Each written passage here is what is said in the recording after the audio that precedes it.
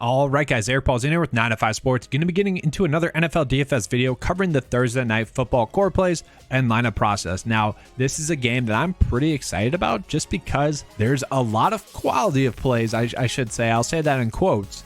But a lot of plays that I'm just excited to see on the field, see in prime time pretty much. You have the Atlanta Falcons running backs who have all looked good. You have our value play the last 2 weeks, Marshall, who has been playing well the last 2 weeks as well. DJ Moore, it's just a fun game. DJ Moore with the helmet stuff, at the end of 2 weeks ago's game. And obviously that game was a lot of fun. So this is probably going to be the best Thursday Night Football game we're going to get. So I'm excited to cover it. Just remember, if you guys enjoy this coverage, make sure to give a like and subscribe. Trying to get to 5,000 subscribers before the new year. So yeah, it's just a fun goal. So if you can help me do that, I appreciate that. All right, let's get into the picks for today. All right, so looking at it, we're going to start with the Atlanta Falcons. The Atlanta Falcons are pretty simple as to who you want to be on, but also at the same time, it's difficult too because you want to be on the running backs. The running backs have been very good.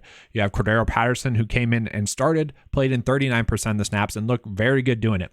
Only had 14 total opportunities though. That's kind of the issue. Did have 2 rushing touchdowns, and the thing with the Falcons, with the rushing touchdowns, it's sure, Patterson might get the first crack on a first down, but they don't really care who's in. It's just whichever running back's in kind of gets that touch. It's not like they're designing stuff specifically for a player. Now, Cordero Patterson should be a strong play in this matchup. Okay, we just saw Tyler Algier do very well against them, but the Atlanta Falcons run game has just been great this whole season. So the question is, how many snaps is Cordero Patterson going to play? Is it going to be 40 or is it going to be closer to 50? I honestly do not see how you take away snaps from Tyler Algier or Caleb Huntley or even Avery Williams for that matter. They just all look good. Each time you watch film, you're like, oh my gosh, they need to get this guy more carries. Or when I was watching, I'm like, oh, Cordero Patterson's easily the workhorse. Then Tyler Algier comes in and looks great. And then Caleb Huntley comes in. I'm like, why isn't this guy getting more touches? They all look good. So it does make the slate more difficult.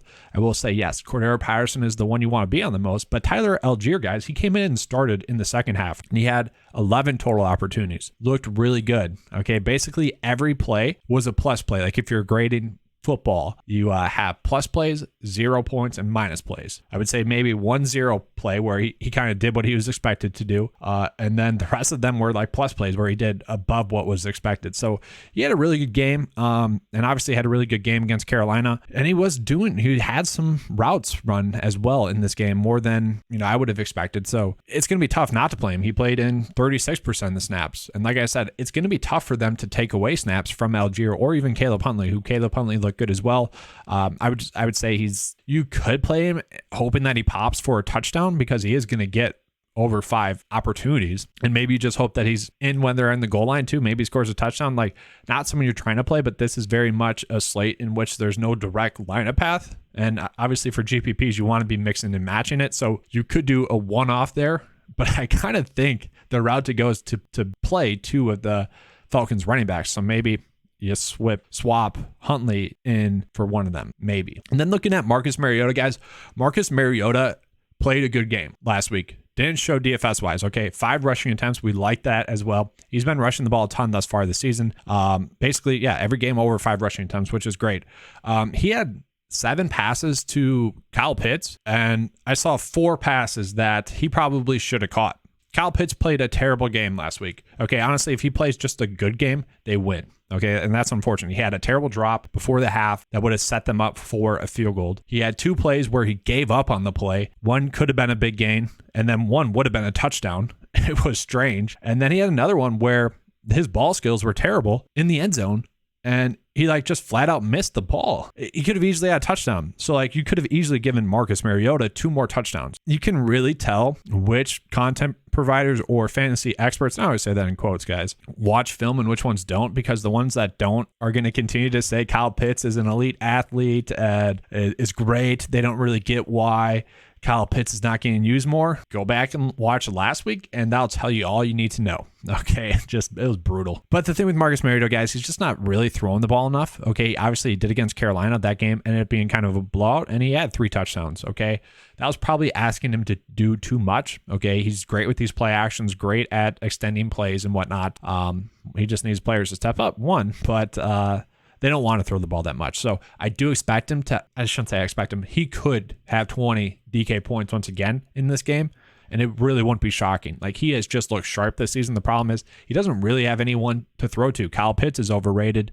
Drake London, I wouldn't say he's been inconsistent, but he has had some tough catches to try and make here and there. But the volume's just not there. Okay, can he score a touchdown in this game? He certainly can.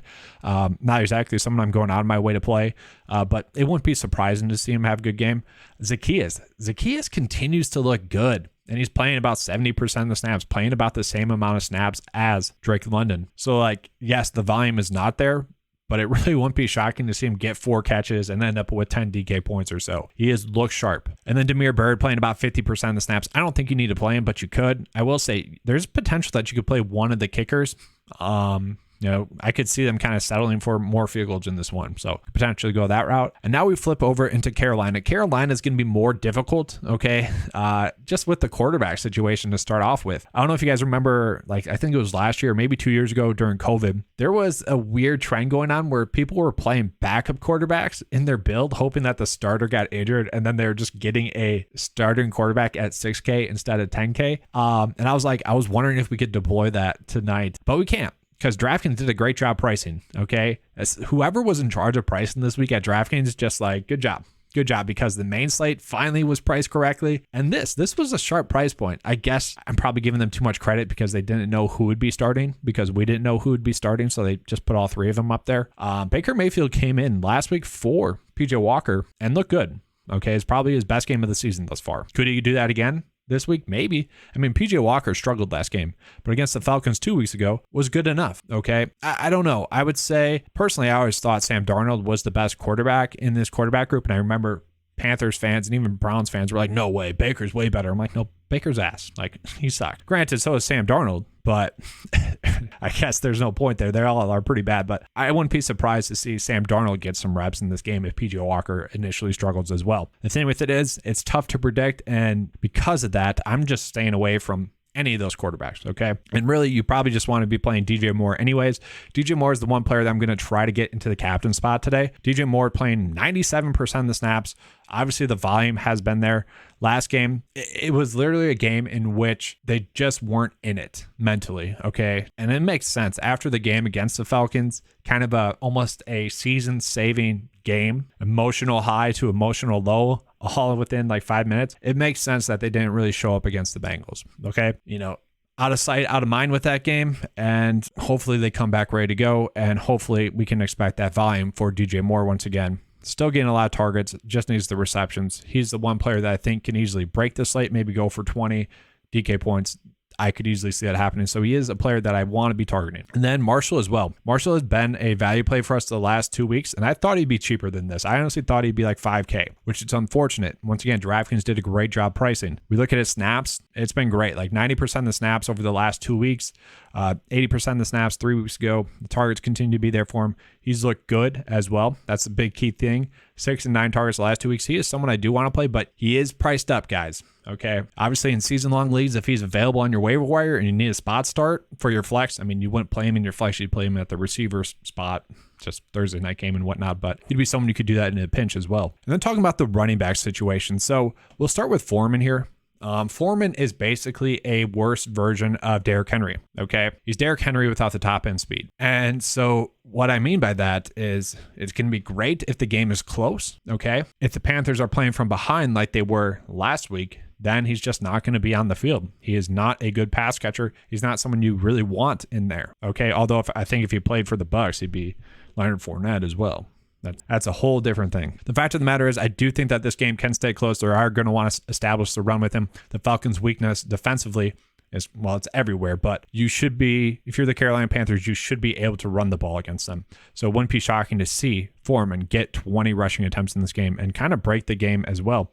The issue with it is Chuba Hubbard is expected to be back, and I do expect him to maybe even be the starter, but I expect Foreman to get more carries and probably more touches, but if the game is one in which the Panthers are playing from behind, we would expect Chuba Hubbard to get more targets. He is going to be the passing down back. So, you're definitely going to be on more of Chuba Hubbard game script wise if they're playing from behind. So if you're making a lineup where the Falcons are winning, then you want to play Chuba Hubbard. If you're making a build where you think the game stays close, you're favoring Foreman. The issue is Foreman's priced up.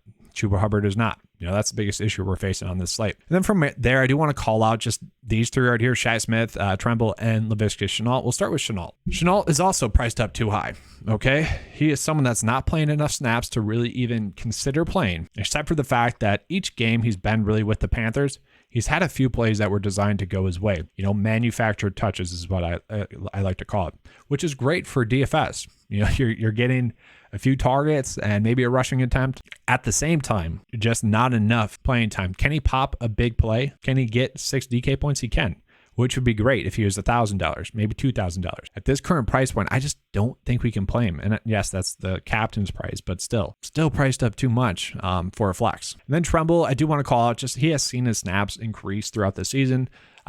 Expect him to get about 50 to 60% of the snaps. If this is a game in which you think the Falcons are going to be playing with the lead, which I don't really think so because every game has been close for the Falcons, so I don't really expect them to blow anyone out. But if you're thinking the Falcons are going to be leading with this, then Tremble is a decent play. Could get some targets. Once again, though, kind of just priced up too much to make him not a must play, like value price point wise. And then Shi Smith. Shi Smith is an interesting play. We look at his snap counts the last 3 weeks. It went 50, 48, and 80% last week. Now, that is probably because they were playing from behind. But once again, game script wise, if they're playing from behind, you're probably going Chuba Hubbard and Shi Smith as well. And that'd be kind of the route I'd want to go. But then you probably would want to play a Carolina Panthers quarterback, and that is where this slate gets difficult. So in this build specifically, I don't particularly like it because, we're ending up on, maybe Shi Smith or a kicker in our captain spot. That's the issue here. You could go Young Hoku, Demir Bird. I don't like that. So let's try to do a rebuild. So here's a lineup that I decently like. You are getting DJ Moore in there in the captain spot, and then you're getting Chuba Hubbard. Okay, obviously playing from behind, maybe get some more catches, and then Shi Smith as well. Carolina could be playing from behind, but at the same time, this lineup is saying, all right, the Falcons are just dominating via the rushing game with Patterson and Algier. That's my worry. And ideally, I don't want to say ideally, but I do want to have some lineups with Mariota in there as well, because I do think he could easily have a good game. So it is a weird slate. There is no optimal build or even lineup path. And that's kind of the issue. You're going to have to mix and match this one. And that's kind of what I like about it, because it's tougher to predict. And honestly, I enjoy those ones because they're more fun. The thought of the unknown is more fun to me. All right, so I hope you guys enjoyed this video. If you did, please give me a like and subscribe. Once again, trying to get to 5,000 subscribers before the new year. Let's make that happen. All right, thanks for watching, guys. If you guys want to become a 9 to 5 member, get access to the premium golf package, you can. That's $10 a month. Included in that is the NFL DFS DraftKings lineup optimizer, as well as the NBA DFS DraftKings lineup optimizer. So if you want to, check that out. Links in the description below. All right, let's have a good slate. And as always, let's keep cashing.